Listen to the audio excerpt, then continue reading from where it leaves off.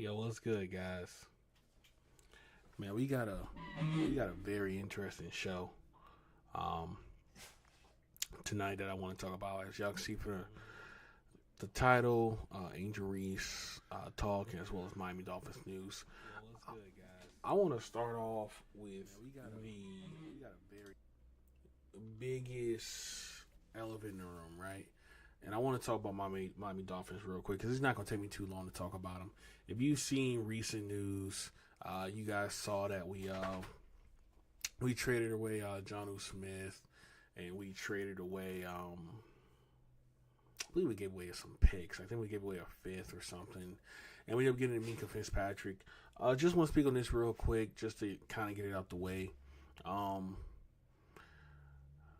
For me, I'm not going to say it was a bad trade. I don't. It all depends on how Minka feels about coming back to Miami, right? Because obviously we all know that he left Miami under bad terms. He was traded away because he did not want to follow in suit with what Brian Flores wanted. And we all know Brian Flores was a coach who was all about no nonsense. What he said was kind of what went, just coming from that Patriot way, right?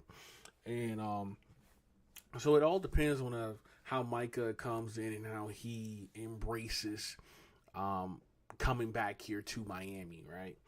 And then we also made the trade to get Darren Waller from the Giants, who's coming out of retirement to play for us. Will that work out?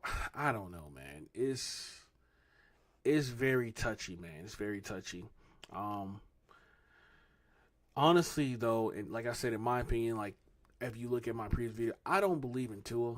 I don't believe in Tua as the future quarterback in Miami. I know we just paid him $200+ million to be the future, but to me, man, it's just he does not move the needle for me. And I know a lot of people have different opinions with that. He doesn't move the needle for me, man. It is what it is.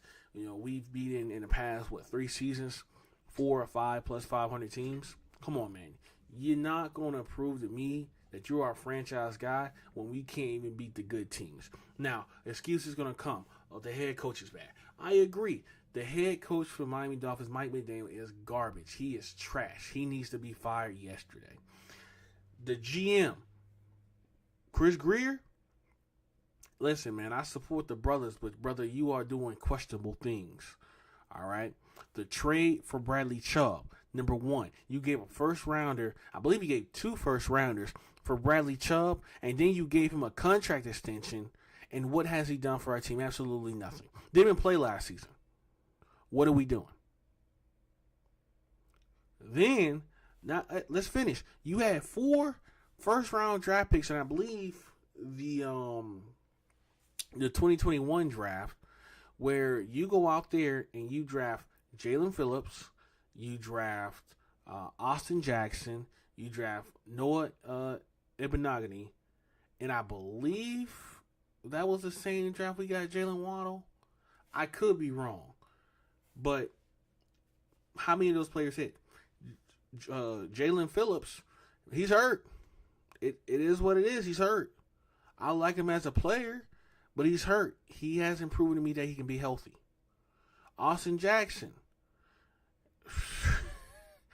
He's finally showed that he's a serviceable starter, but will he stay here? You know, will he continue to improve? Because, I mean, let's be honest, Miami and offensive lineman is like trying to take, I couldn't think of an analogy for that, I'm sorry, but we can't seem to keep good players. We bring in Torrin Armstead, which I already thought was a stupid move, but we bring him in. He rarely played. He just fleeced us for what, $72 million that we paid him? For what? I bet did he even play 50% of the games? Come on, man. And we pick this dude up, and then he just goes and retire. Like, a lot of our moves, we bring in Jalen Ramsey, right? We bring in Jalen Ramsey for what? What did we accomplish? We bring in Tyreek Hill for what? What did we accomplish? For what? 2.5, 1 year where he's the passing leader for the NFL? And guess what? We blew away the division. We blew away the division to the Buffalo Bills. And guess what? We had to go play Kansas City in Kansas. And what happened? The number one offense put up only 7 points.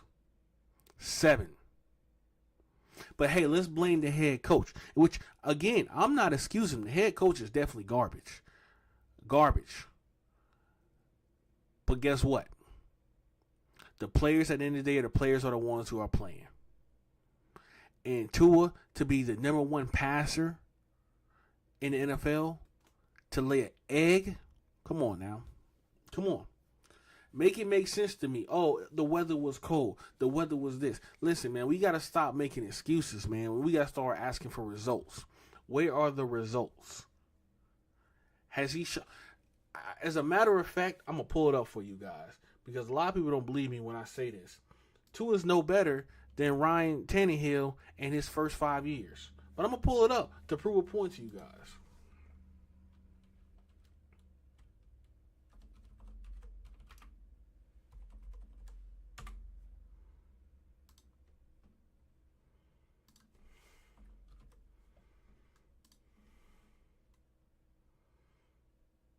And just to clarify, Tua has played 5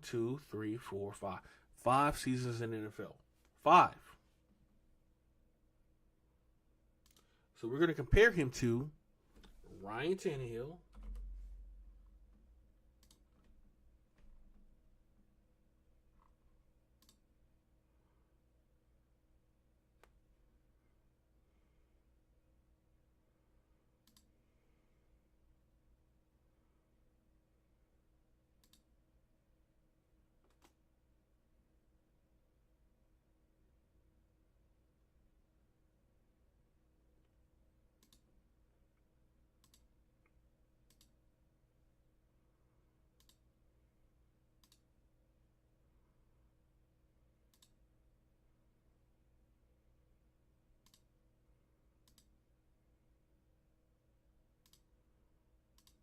So right now what I'm doing, I'm setting it up right now.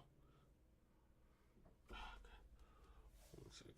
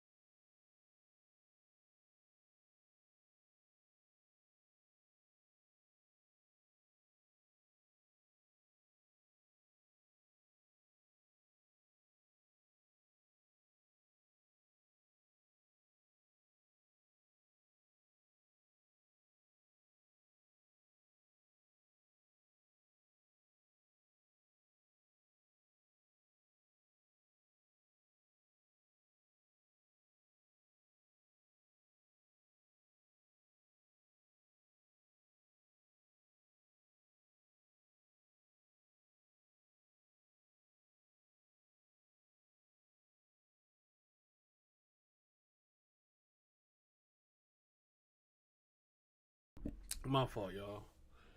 So let me pull it up on screen here.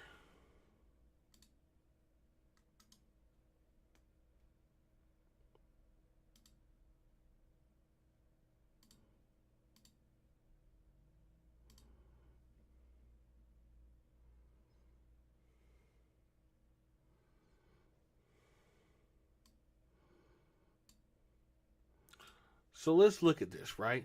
Let's take a deep dive at this. Oops, I messed that up a little bit. So we talking about Ryan Tannehill in his 5 seasons with Miami. Now let's understand, Tua in his 5 seasons, well let's say 3, has had more talent than Ryan Tannehill ever had. There is no wide receiver Ryan Tannehill had that is better than Tyreek Hill. And if you say Mike Wallace, I'm smacking you. If you say Rashard Matthews, I'm smacking you. If you say Jarvis Landry, I'm smacking you. There is no receiver that Tannehill had that is better than Tyreek Hill. Honestly, I think it's safe to say that there's no receiver that Tannehill had that's better than Jalen Waddle. Am I wrong? But let's let the stats tell it, right? So in 5 seasons, because and I know some goalpost movement is going to happen when we look at the amount of games played, Tua 64 to Ryan Tannehill 77. But it's a pretty close number, right? Because I'll give it Tua didn't start initially and Ryan Tannehill did, right? So I'll give it that. But Tua did start later on, right?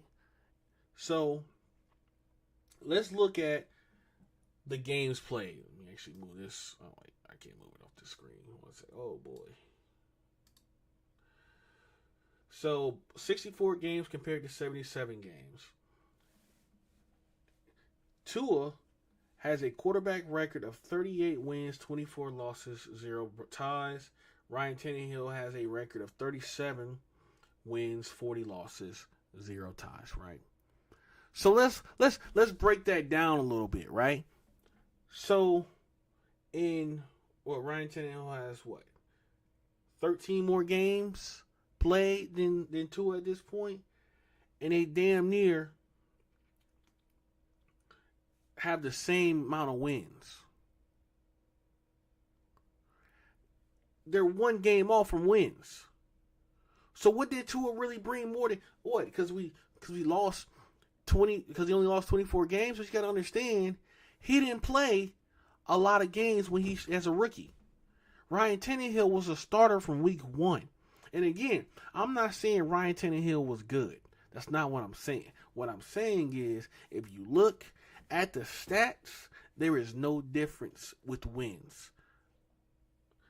If you look at the completion percentage, yes, Tua's completion percentage is higher than Ryan Tannehill by 6 points. Well, honestly, a little under 6. So we can't really say, oh, well, he had him beat in accuracy and all that. We know what Ryan Tannehill was. We knew Ryan Tannehill coming out of Texas A&M was a wide receiver who went back to quarterback. I believe he played quarterback in high school, who transferred to being a wide receiver. Then wide receiver went back to being a quarterback, and then kind of what got him drafted. But looking at this, is there really a difference? Like just keeping it honest, right? Is there? Let's have a conversation. Is it really a difference, right? Because with 13 more games, he's only throwing 6% less. Let's look at passing yards, right? Tua in 64 games had 15K passing yards. Ryan Tannehill in 77,000 games. And 77 games had 18,400, right? So what is that, about 2,000 off from each other? Give or take 2,000 off from each other.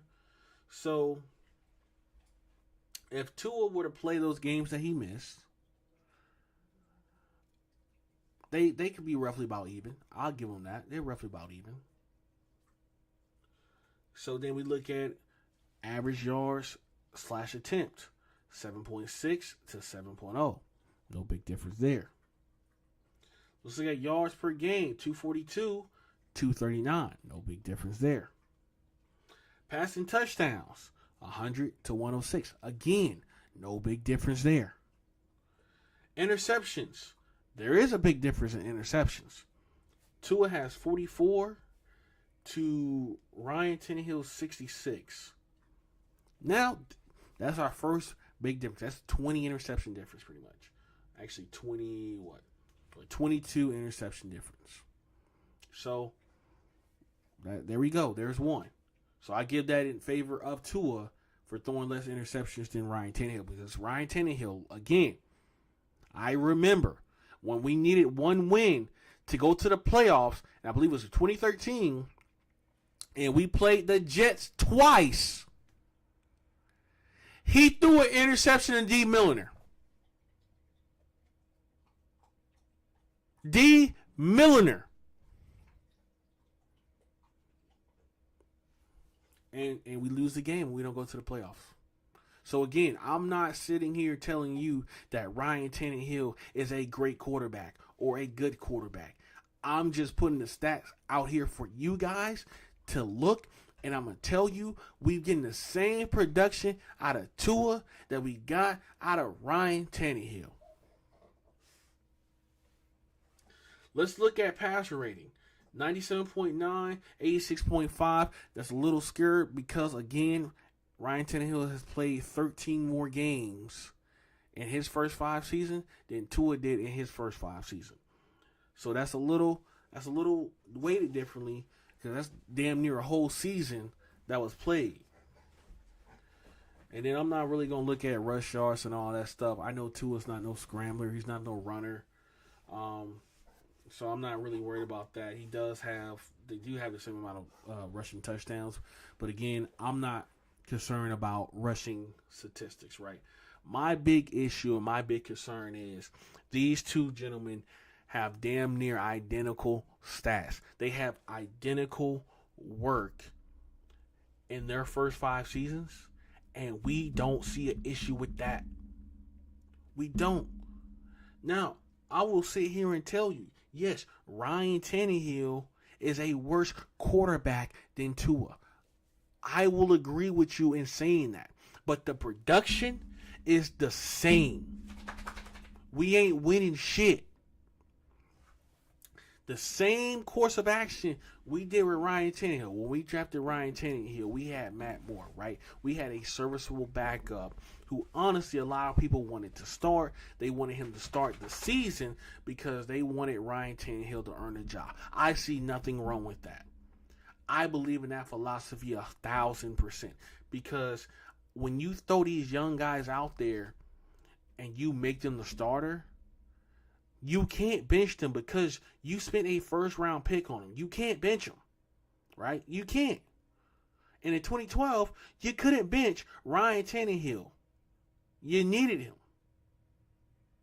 So my point in saying that is Ryan Tannehill put these numbers up in 5 seasons with the subpar teams. Now, people argue, oh, well, they had the 2016 team. And let me just make sure. Yep, they had the 2016 team that went to the playoffs. But guess what? Ryan Tannehill didn't play in that playoffs either. Just like Tua didn't play in the playoffs when we played the Bills. Because Tua had a concussion. I believe that was his second or third one for that season. And Ryan Tannehill got taken out by Calais Campbell. And he was done.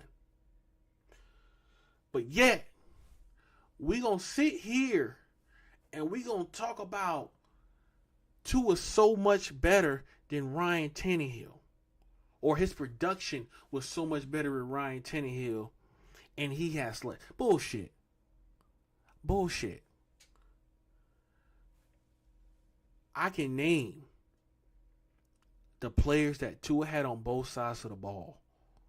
The only player that Tannehill had, and I'm going to say defensively, that, okay, cool, they actually have some studs. Ryan Tannehill had Cameron Wake. He had Ndamukong Suh. He had, I don't know if Olivier Vernon was still there. But I will say he had Olivier Vernon, but he left. He had Rashad Jones. And honestly, all those other dudes were irrelevant. Philip Wheeler irrelevant, Daniel Ellaby irrelevant, Cole Misi irrelevant. What was the linebacker we got from Jelani Jenkins irrelevant, Cortland Finnegan irrelevant, Will Davis irrelevant. Who else was on these teams, man? That was completely irrelevant. Paul Soliai, Randy Starks, like these guys weren't no needle movers. All right, let's just call it what it is. They weren't, And so then we go to the opposite side of the ball. Who do they have? What, John Jerry?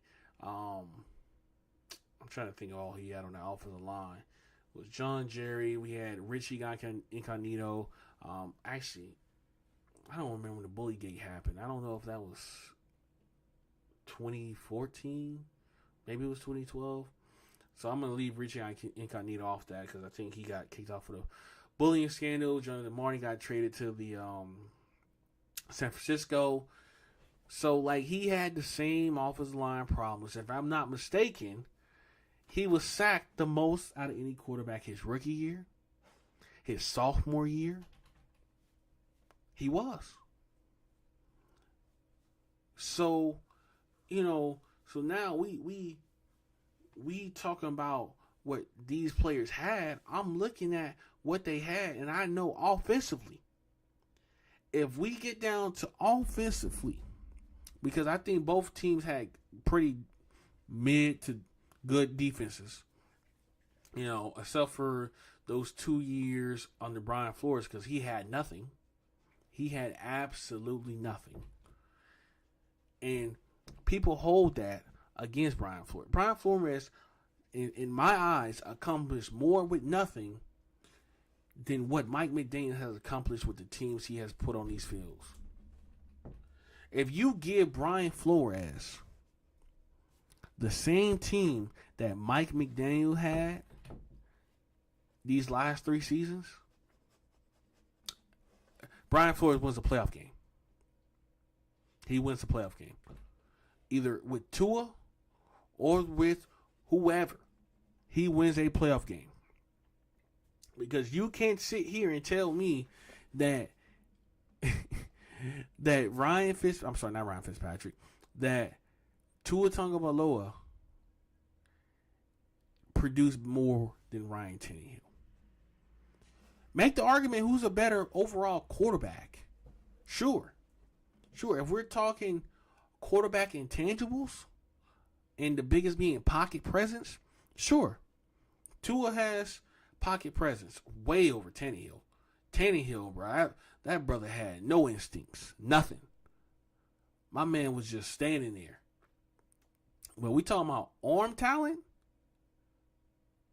Tannehill had way more arm talent than Tua. Now, if we talking about accuracy, putting the ball in tight spaces and stuff like that, I still give the edge to Tua for that. But as far as arm strength, being able to gun a ball somewhere, Tannehill. Tannehill had the bigger arm. Tannehill was more durable. And I don't want that confused to his later years with Miami because Tannehill, honestly, let's be real, right? People like to say Tannehill was injury prone. He wasn't injury prone. He wasn't. What happened to Ryan Tannehill was a case of stupidity because he decided instead of getting the surgery on his, I believe either was torn or partially torn, ACL, MCL, PCL, whichever TL it was, he decided to opt out and go for physical therapy and try to rehabilitate the problem instead of just having the surgery, fixing it. And what happened in training camp? He scrambled and he popped it and he fell on the sideline and we lost him for the whole season. And you know what we did? We went out there and we brought in Jay Cutler. Wasted season. And I believe that was the 2018 season? 2019? Somewhere around one of those? No, not 2018. 2017 maybe? I feel like that was the 2017 season we had Jay Cutler. So, again, that was his case, and he just never really fully recovered from that. So we lost him during that playoff run. We didn't have him for the playoffs. We ended up starting Matt Moore. We got smacked by the Steelers. Go figure. And then that following year, we're thinking, okay, well, the team's all healthy. Tannehill's back healthy, and he goes and completely tears his ACL in training camp. So then we're out of quarterback for the whole season. So then, hey, let's take it a step further, right? We're going to come in with Jay Cutler, and then we're going to go into, I believe, what was it, I think Tua was drafted in, 2019, right? Yeah, 2019 going to 2020? Or was it 2020 going to 21? Regardless of the fact, we ended up drafting Tua, another quarterback who decided to have an injury history. And Tua's injury history is because he was holding the ball too long in college. Something Nick Saban has stated, something his family has stated, that he likes to play hero ball, and he was never built for hero ball. He isn't Johnny Manziel. He isn't Jalen Hurts. And people say, oh, he's better. Listen, I didn't like Tua in college. I'm going to keep it completely honest with you guys. I did not like Tua in college. And the reason being, I don't like a lot of quarterbacks that come from Alabama in general. Because Alabama, you have to evaluate them at a curve. Because Alabama has a 5-star roster through and through. Right? So when you're comparing offensive talent, you have to attest for that. Like, these guys are playing with the best athletes in the country every single year. Every single year, they are playing with the best talent. And we never, and it's crazy to me that you guys will sit here and tell me I'm crazy because I don't see them putting up all these numbers as, oh my God, this guy's going to be great in the NFL. You guys get fooled by the same shit every single year. A.J. McCarron. What happened to him? What's the old boy name? Mac Jones. Tua. Come on, what's the new guy that just got drafted? Guy, I can't even think of his name. He just got drafted to Seattle. You know, those guys, they don't pan out. And it's because when they go to these teams in the NFL that they're not 5-star all around, they struggle. It happens every quarterback from Alabama. The only quarterback it really didn't happen to is Jalen Hurts. But you know what? Jalen Hurts went to another school. He went to Oklahoma. And Jalen Hurts showed me that he doesn't need all these 5 stars around him. He doesn't need it. He went out there. He played his game. He performed. He went, third round? Hey, listen, he wasn't a first-round draft pick. But guess what? He got one of those. He did what his team needed him to do. And he went to a great organization with a great team. Absolutely. He did. But when you are drafted in the first round and you're drafted in the top 10, top 15, hell, whatever portion of the draft. But mainly if you drafted in the top 10, you're not going to go to a good team. You're not going to a stacked team. So when you go to these teams, and I expect quarterbacks to struggle, especially rookies to struggle. I understand that. But at the same time, that team will never be an all-around powerhouse team. They will not compare to what you had in college. If you went to a power school in college, if you went to the Alabamas, if you went to the Michigans, you can't compare the two. But I digress, man. I digress. I've been on a tangent about this damn Miami Dolphins shit for way too long. It was pissing me off because I got into it with a dude earlier about it, trying to tell me that my views on Miami is crazy, that I shouldn't just be blaming Tua and stuff. Listen, bro, Tua's a part of the issue. He isn't the only issue, but he is a part of the issue. All right, and we just paid him $200 million to be an even bigger issue. So I love my Dolphins. I don't see us contributing to a damn thing this season coming up. We not, man. It is what it is. I just showed my screen. But let's move on to the next topic, right? I spent 30 minutes talking about the Dolphins, man. I just want to hit quick on this Angel Reese thing, man. First and foremost, shout out to Angel Reese. Shout out to her for getting Player of the Week. Let me actually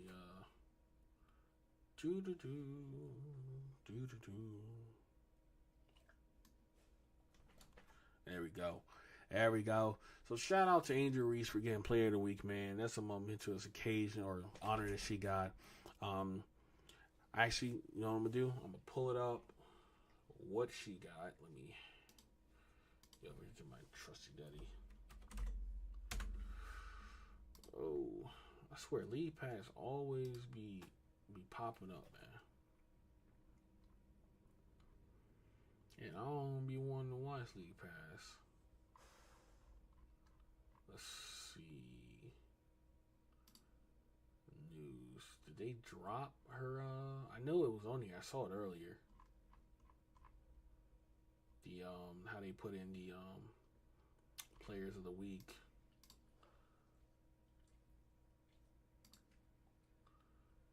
Okay, player news.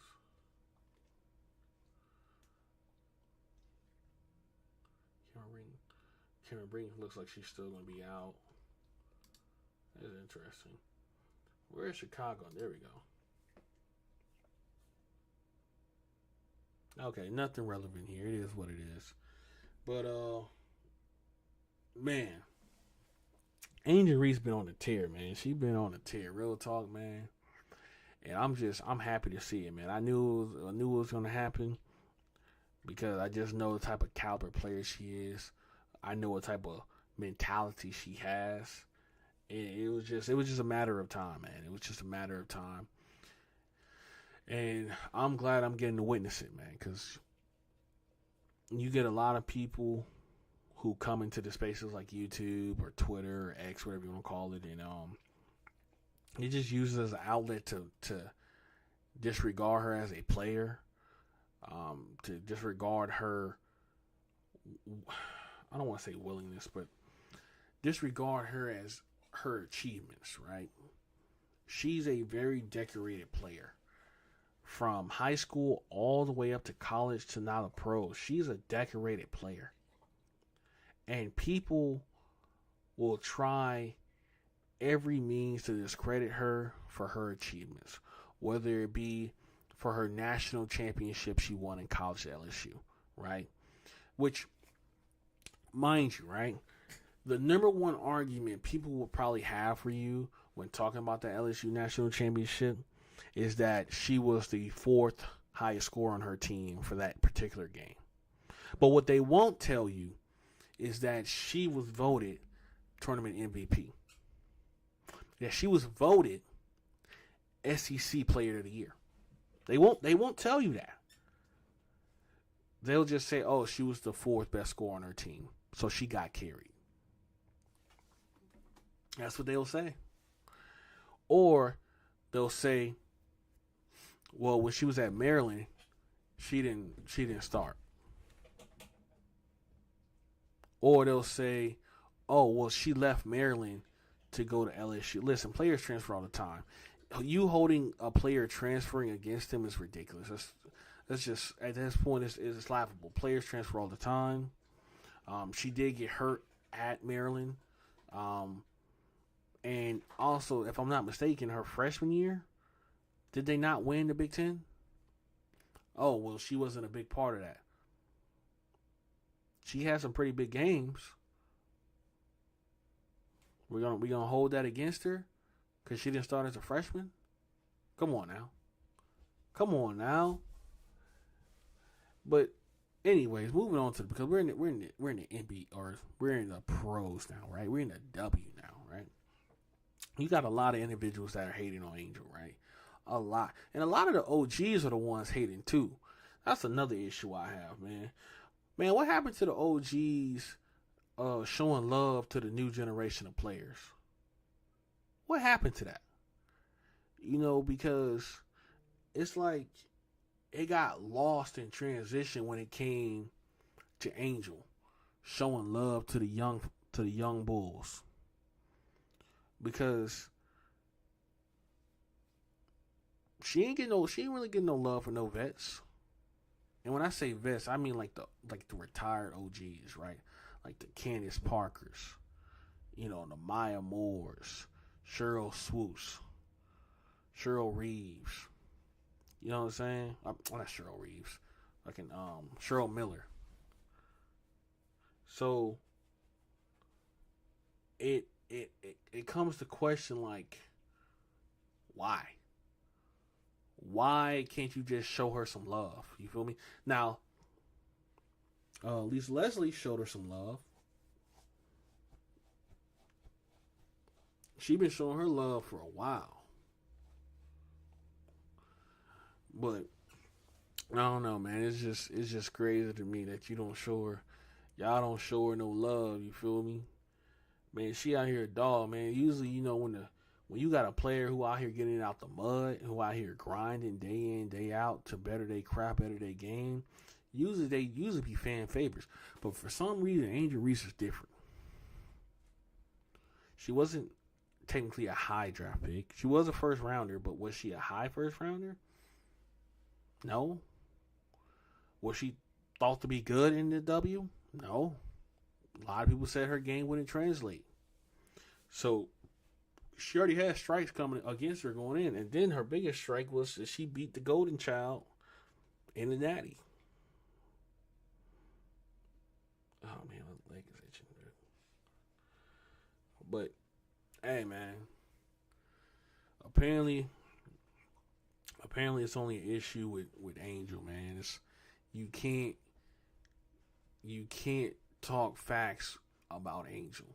You can't talk good about Angel. You can't do anything regarding her because you have all these haters at the woodwork to say she's a bad player. Listen, I'm gonna say it like this. I've watched basketball a long time, right? Now, I ain't watch Jordan on the Bulls. I didn't watch Barkley on the Suns. I didn't watch Shaq on the Magic. All right, I did it. All right. First time I saw Shaq was on the Lakers. First time I saw Jordan was on the he was on the Wizards. There we go. I think I was saying he was on the Wizards. When I saw KG, shit. To be fair with you, I truly only remember KG on the Celtics. Then I remember when he went to Brooklyn because they tried to have a big three out there, and then I remember him going back to the T-Wolves. I'm gonna be honest, that's how I remember it, man. Tim Duncan on the Spurs, like that's kind of me and what I came to in basketball, right? No, I didn't watch too much of the early 2000s. I would watch games here and there. I was still fairly young, but like I said, I would watch games here and there, and that's how I saw certain players, right? And for me, growing up, right, especially growing up in Florida, my thing was I always root for the dog. I root for the person who shows me they want to be there, shows me they want to win, whether that be talking shit, playing a game, doing whatever it was to win, will their team to win. One of my favorite players of all time, just in he plays football. One of my favorite players is Jarvis Landry. And the reason I like Jarvis Landry so much is because that guy had dog in him. He would try. He wasn't the fastest. He wasn't the strongest. None of that. But his energy, he wanted to win. He came into that building every single day wanting to win. And as a matter of fact, if Tua had Jarvis Landry's dog, I would like Tua. But Tua doesn't have that in him. Because I don't see it. I don't see that dog in him. I see a little puppy wet behind the nose. Or wet behind the ears, rather.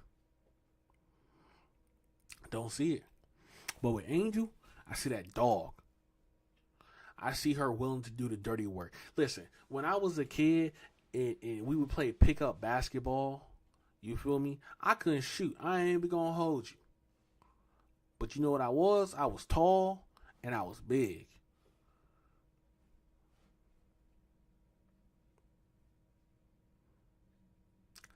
So I played center. I played under the goal. And I did the dirty work. Because since I couldn't shoot, it was going to be hard for me to get picked up, right? Because, when you a kid, they only pick up the shooters or the people who really contribute, right? So I had to figure out a way, okay, well, if I want to get picked in the first run, I need to figure out what I can do at a high level to where they'll pick me up. And what can I do? I can get boards. Because I will fight for it, because nobody else wanted to jump against me. So I would go up there and get the boards, and I would always get picked. There was never a time where we started the first game, whether it be gym basketball, at the rec, at the Y. I will always get perked first because everyone knew that I would fight to get those boards. So when people are downplaying getting rebounds, that's just a joke to me. Because any real baller knows that the person who getting boards, they are respected on the team. One of the biggest things, I'm gonna tell you this real quick. I played 2 seasons of not collegiate. I'm sorry. I played 2 seasons of high school basketball, right? And one of the biggest pet peeves I had being a big, right, was getting a rebound or playing some good defense and getting a stop, getting the ball, passing it to the point guard or whoever's going to take the ball down the court that the coach designated. And as I'm running down the court, they jack up a shot with like 16, 17 seconds on the shot clock. They just jack that motherfucker up there. I could not stand that shit. Because not only did I just get the stop, run my ass all the way back down, and you jack that motherfucker up before we got our offense set up, I'm pissed. And then let me run back down, get another stop, pass the ball, go back to the other end, and you do the same shit again. Hey, coach, hey, sub me out. I'm done. You get a minimal effort. Then that's me. Because I'll be pissed. I'll let them know I'm pissed at them. But Angel, she still give 100. Even when they don't look her way to pass. Even when she don't get the ball on any possession. When she should be touching the ball every possession. Or when she should be bringing the ball down and she doesn't. She's still giving 100. And for me, I respect the hell out of that. Because not a lot of players will do that. Not a lot of players will go out there, know they probably about to get their ass smacked, and still give 100. It's not a lot of players that will do that. Maybe they'll give it for the first quarter. Maybe they'll even give it for the second quarter. But as soon as that lead start going up, they start checking out. And Angel don't be doing that. Angel be still trying to get it. So I respect a player like that, man. And for these people who don't respect players like that, they clowns, they goofies to me, right? For these individuals who don't like Angel that are using her as a way to tell their truth, hey, y'all some sick individuals, man. You know what I'm saying? And this individual knows who they are. He was telling his truth. He doubled down on telling his truth. He put on the whole fit to tell his truth. So, hey, man, more power to you if that's how you gotta open up to the world about your truth. But using her as a means to degrade her, or using that as a means to degrade her in the process, is kind of fucked up, man. Real talk. Next person on the list, RG3, bro. That's a toe tapping brother right there. I ain't even gonna say brother. He a toe tapper person, because what he said about the hate and all this stuff, man, that dude's a joke. He's a clown, man. Listen, I used to respect RG3. He won the Heisman at Baylor. He went in home to get drafted at number 2 to the formerly Redskins. He was going to probably bring that franchise out of the bottom. And, then he got the leg injury and all that. And we all know the history, right? But, nah. That dude, man, he's a clown. He's a goofball. I have zero respect for him. I do have respect that he made it to the NFL, because he made it to the highest profession of his sport. But as far as his views and opinions, and that motherfucker go kick rocks. Next, Emmanuel Acho. You on the list too, brother. You gave Angel a compliment. And I would have left it at that if you didn't have a backhanded compliment, or I'm sorry, a backhanded comment at the end of your compliment, which completely negated everything that you said. How the hell you gonna say she been playing good and then say, but she's not better than this player? What are we doing, man? What are we doing? Just give it a compliment, keep it moving. You don't have to give her a compliment and then say, oh, well, she's not as good as this player. You might as well just shut the fuck up. Oh, man. And then, was it Cheryl Miller and Candace Parker went on Keyshawn Johnson's podcast. I can't remember what it's called. And them motherfuckers drink the Kool-Aid too. Not Keyshawn Johnson. I really didn't watch the full thing. I watched a snippet about Angel. I'm gonna keep it a million with you. But man, OG's gotta do better with the youngs. But anyways, bro, I'm out of here, man. I catch y'all